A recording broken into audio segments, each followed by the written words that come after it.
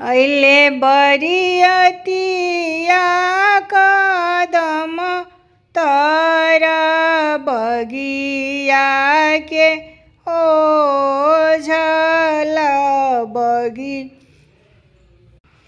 बगिया के ओझल से ही देख डेरई ले बेटी के पापा घर में नुकाई गईले। से ही देख डेरई ले बेटी के पापा घर में नुकाई गईले।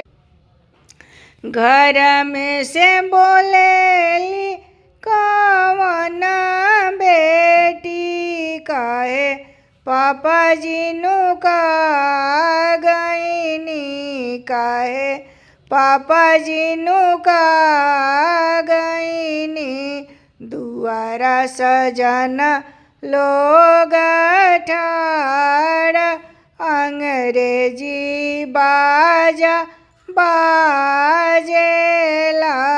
दुआरा सजन लोग ठाड़ अंग्रेजी बाजा बाजेला। बाजे देउए बेटी बाजे देऊ मोरा नाही निक लागे।